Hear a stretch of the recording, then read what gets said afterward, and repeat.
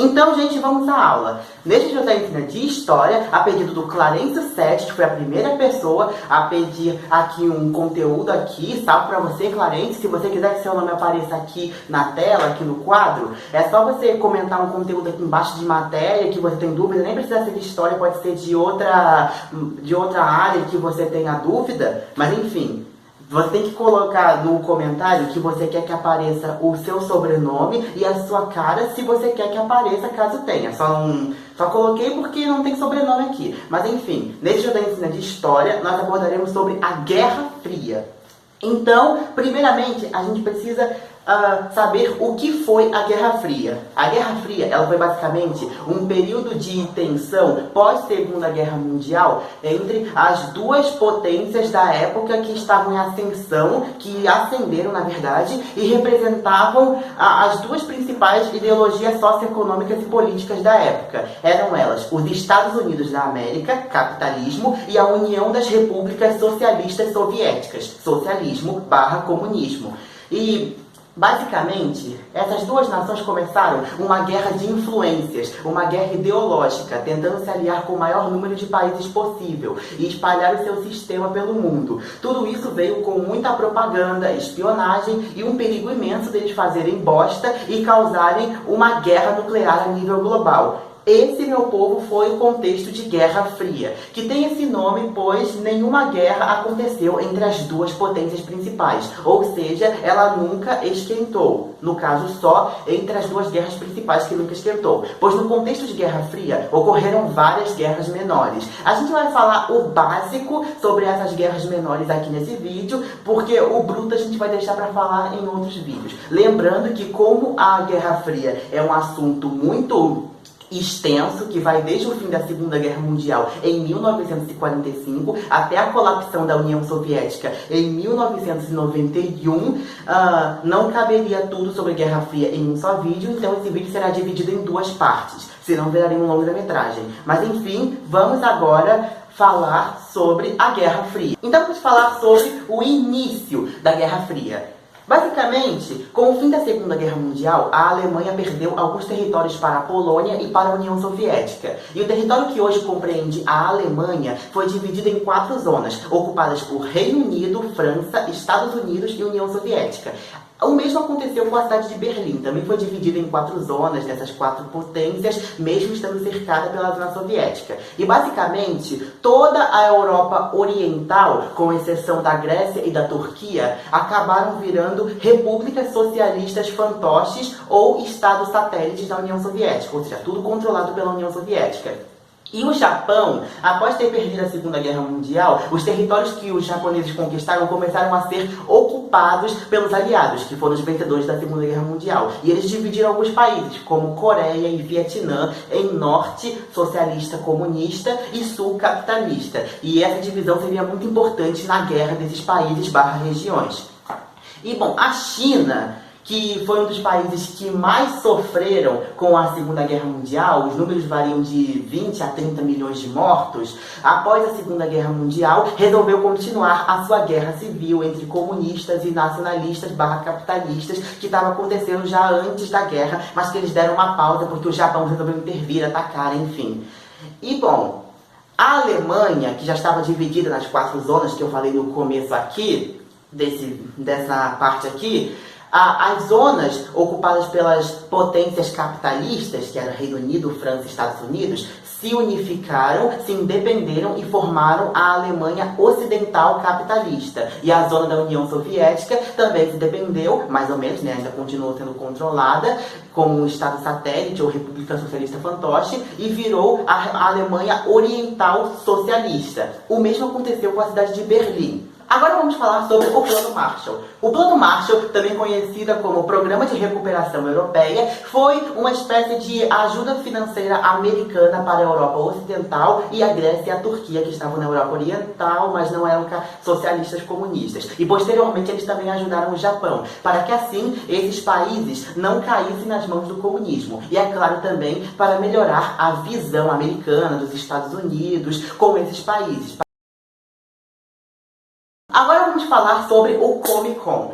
O Comecon, ele foi criado pela União Soviética em resposta ao Plano Marshall. E ele tinha basicamente o mesmo objetivo, só que com os países comunistas e liderado e financiado pelo... Agora vamos falar sobre a OTAN, também conhecida como Organização do Tratado do Atlântico Norte. Fundada em 1949, ela era um tipo de aliança militar entre os Estados Unidos e seus aliados capitalistas. Agora vamos falar sobre o fim da Guerra Civil Chinesa, no mesmo ano de fundação da OTAN, 1949.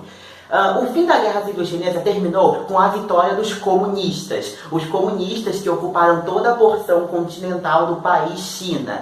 E, basicamente, o antigo governo se moveu para a ilha de Taiwan e até hoje eles estão lá. E, basicamente, os Estados Unidos não fizeram absolutamente nada para impedir o avanço do comunismo na China. E isso seria muito importante futuramente para outras guerras, como a da Coreia e a do Vietnã, enfim. Agora vamos falar sobre a Guerra da Coreia, em 1950, um ano depois do fim da Guerra Civil Chinesa.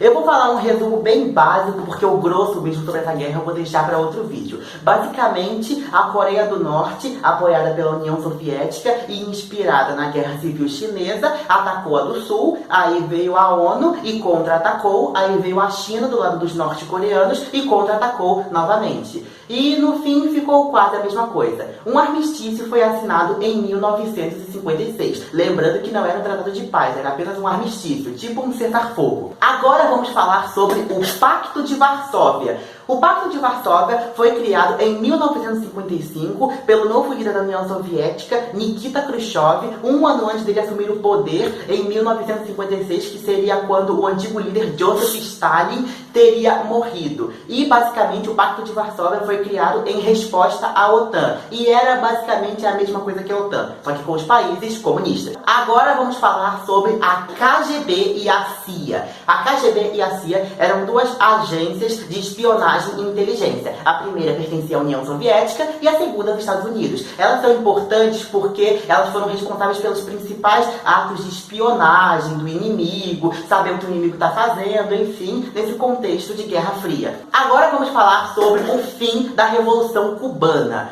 Basicamente, em 1959 foi que deu-se fim à Revolução Cubana e foi muito importante por quê? Porque essa revolução levou à criação de um Estado socialista, Cuba, aliado à União Soviética, próximo a solo americano, e isso seria muito importante futuramente. E Cuba, apoiada pela União Soviética, iria ajudá-la a espalhar o comunismo na América Latina e África. Com isso, o medo do comunismo nos países latino-americanos simplesmente cresceu muito. E vieram vários governos ditatoriais, anticomunistas, enfim, em vários países da América Latina. Eu vou separar outro vídeo futuramente para falar mais abertamente sobre esses governos e também sobre a Revolução Cubana. Mas enfim, é isso. Já que a gente falou sobre África, vamos falar então da independência dos países africanos. Esse episódio seria muito importante no contexto de Guerra Fria, por quê? Porque são vários países que estão emergindo, que estão conseguindo sua independência das nações europeias, que estão se formando e eles ainda têm que escolher o lado, entendeu? Eles ainda estão escolhendo qual caminho eles vão seguir e basicamente isso seria muito importante porque essas colônias, esses novos países que estão se independendo, eram basicamente um prato cheio para as duas nações, Estados Unidos e União Soviética, espalharem suas ideologias, suas influências. Agora nós vamos falar sobre a Guerra do Ultramar.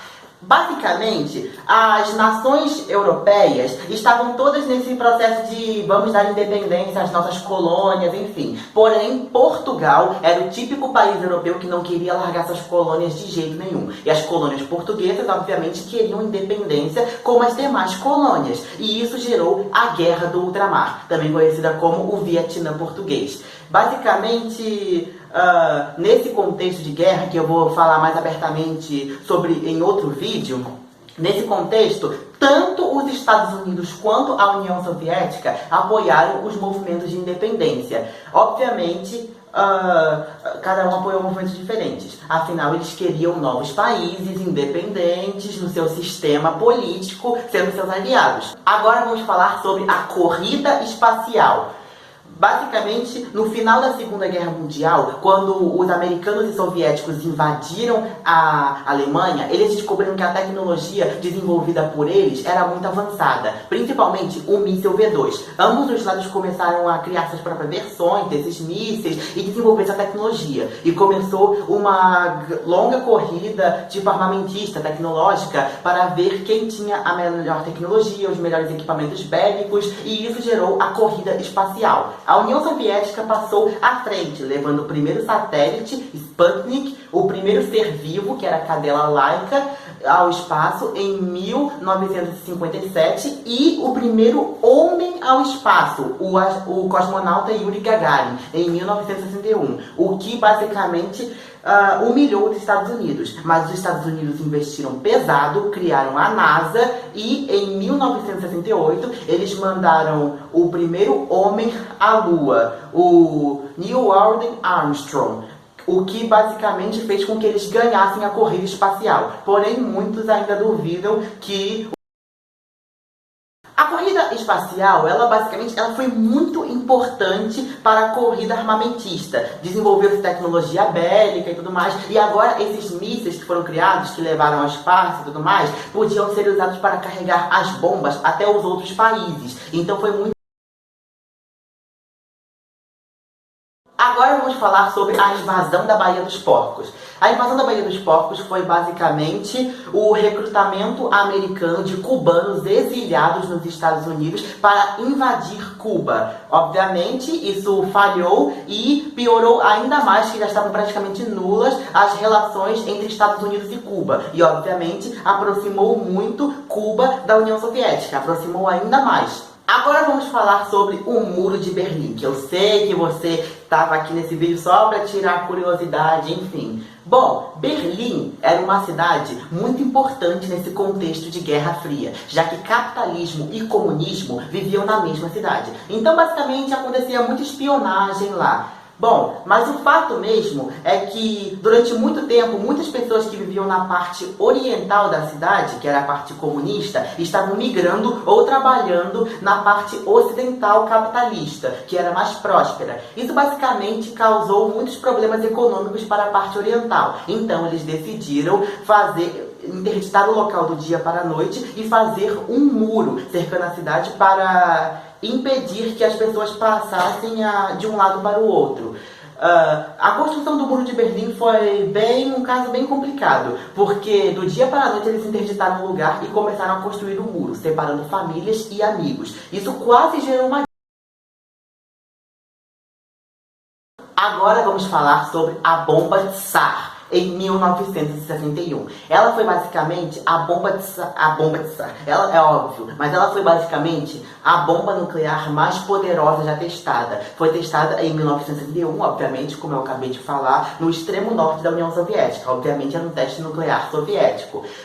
Além disso, é claro, houveram vários testes nucleares, de bombas nucleares no mundo todo. Isso teve como objetivo testar as novas tecnologias, obviamente, mas principalmente mostrar o seu poder bélico para o outro. Os Estados Unidos mostraram o seu poder bélico para a União Soviética e a União Soviética mostrou o seu poder bélico para os Estados Unidos. Enfim, por enquanto, o ensinamento de Guerra Fria vai ficar por aqui no vídeo, mas o vídeo ainda não acabou. A gente ainda vai ter a questão, né, para ter aquele treino e tudo mais, para a gente já ter esse ritmo, assim, de questão de vestibular e tudo mais. Então, vamos para questões finais. Então, gente, vamos à questão. Questão da FMU São Paulo. O Pacto de Varsóvia, criado em 1955 e extinto em 1991, teve como principal objetivo, alternativa A, reunir os países socialistas como a Alemanha Oriental e a Alemanha Ocidental contra a OTAN. Alternativa B, consolidar a influência soviética sobre os países da Europa Oriental. Alternativa C, conter a influência soviética sobre os países da Europa Oriental. Alternativa D, consolidar a influência socialista na Europa Ocidental. Ou alternativa E, consolidar a influência capitalista na Europa Oriental. Então, vamos à questão. Então, gente, vamos à questão.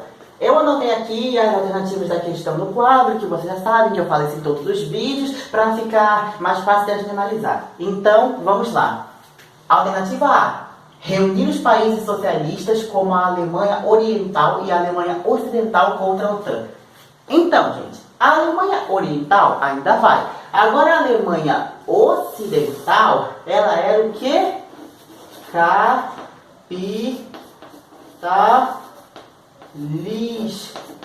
Tá, não repare na minha letra, que se a minha letra estiver muito ruim, é só vocês me avisarem que eu posso piorar. Mas enfim, a alternativa passa a Alemanha Ocidental como socialista, sendo que ela é capitalista. Então, está errado. Então vamos à alternativa B. Consolidar a influência soviética sobre os países da Europa Oriental. Está certíssimo. O Pacto de Varsóvia, criado pela União Soviética, foi utilizado basicamente para consolidar ainda mais a União Soviética já tinha o controle dos países, mas ela queria garantir uma força maior para que os sistemas socialistas, essas repúblicas socialistas fantoches, não fossem derrubados, porque aconteciam muitas manifestações e tudo mais. Então, a alternativa B está correta. Mas vamos analisar as outras alternativas, ver o que tem de errado nelas, e assim a gente vai compreender melhor. C. Conter a influência soviética sobre os países da Europa Oriental. A União Soviética tinha influência sobre os países da Europa Oriental, e ela iria criar um pacto para conter essa influência nesses países, para barrar essa influência nesses países? Óbvio que não, isso iria atrapalhá-la. Então, a alternativa C está errada. D. Consolidar a influência socialista na Europa Ocidental. A Europa Ocidental era campo capitalista, aliado dos Estados Unidos, não era o campo de interesse da União Soviética. O campo de interesse da União Soviética, na criação do Pacto de Varsóvia, é o campo da Europa Oriental. Até porque, intervindo na Europa Ocidental, a União Soviética ia mexer com os Estados Unidos e poderia causar uma guerra maior, eles sabiam disso. Então a alternativa D está errada. Agora a alternativa é consolidar a influência capitalista na Europa Oriental. Bom, quanto a isso, consolidar a influência capitalista na Europa Oriental, a União Soviética, que criou o Pacto de Varsóvia, não é? Ela era o quê? Socialista, que comandava a Europa Oriental, o quê? Socialista. E ela iria criar um pacto para consolidar o capitalismo, sendo que ela era socialista? Claro que não. Então a alternativa E está errada. Então a correta é a alternativa B. Então, pessoal, essa foi a aula. Eu espero que vocês tenham gostado. Se vocês gostaram, deixem um like. Se não gostaram, vão estudar. Também se inscrevam no canal, ativem o sininho de notificação para ficar por dentro de notificação de tudo quanto é conteúdo novo que eu colocar aqui nesse canal. Lembrando, gente, compartilhem esse vídeo para todos os seus amigos, familiares, vizinhos, todo mundo que você conhece e não conheça, para as pessoas que gostam, para as pessoas que detestam, todo mundo, para o canal crescer, crescer e crescer infinitamente. E por último, mas menos importante, me sigam em todas as minhas redes sociais, que vão aparecer aqui na tela e vão estar aí embaixo na descrição do vídeo. E não se esqueçam de comentar aqui embaixo algum conteúdo que vocês têm dúvida, não precisa ser de história, pode ser de qualquer outra matéria que vocês sabem que eu estudo e venho aqui ensinar pra vocês, venho ajudar. A gente treina aqui junto pra o Enem, pra vestibular, pro que for.